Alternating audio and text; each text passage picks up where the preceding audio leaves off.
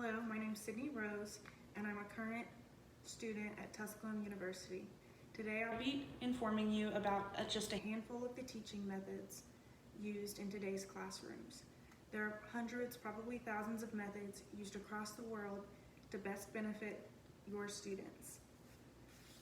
The first method I plan on discussing is the importance of making connections. It's important to be able to make real-life connections to the stories that are fictional or non-fictional and be able to connect them to real-life scenarios.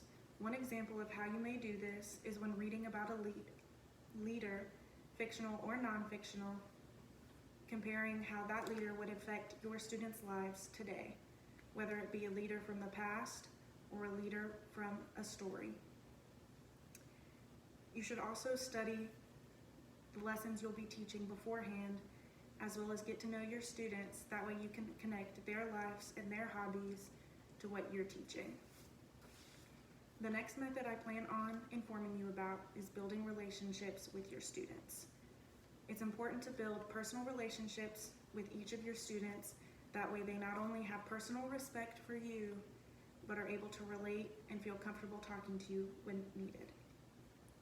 An example of something you can do to build these relationships with your students is giving your students the opportunity for office hours.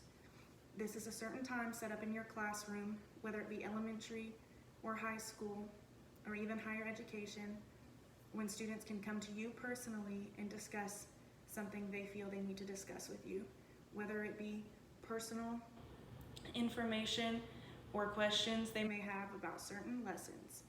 This gives you the opportunity to get to know your students better and build that relationship. Another way you can build a relationship with your students is to go to their sporting events or any hobbies they may have, as long as it's appropriate.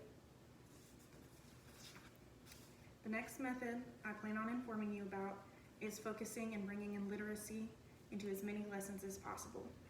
Literacy is an important topic to be able to inform your students on and build their learning. You should be able to connect to building a relationship with your students. Once you've gotten to know your students better, you should be able to connect your literacy to your students, whether it be personally or just their hobbies. Once you've found out what they like, you can connect your topics to them, whether it be allowing them to choose a story that they like or finding something that they like.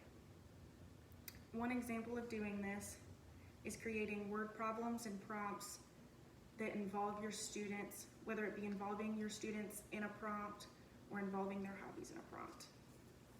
The next method I plan on discussing is facilitating your students to teach themselves and learn from their peers. It's important to allow your students to have free time to learn more about what they want to learn and about the topics that they are interested in within your class.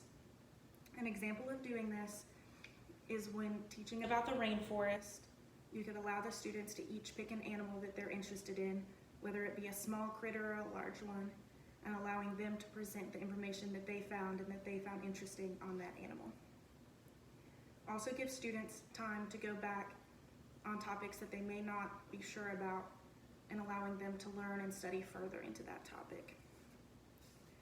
The last method I'm going to talk about goes further into that, and it's flipped classrooms. Flipped classrooms are allowing your students to teach themselves.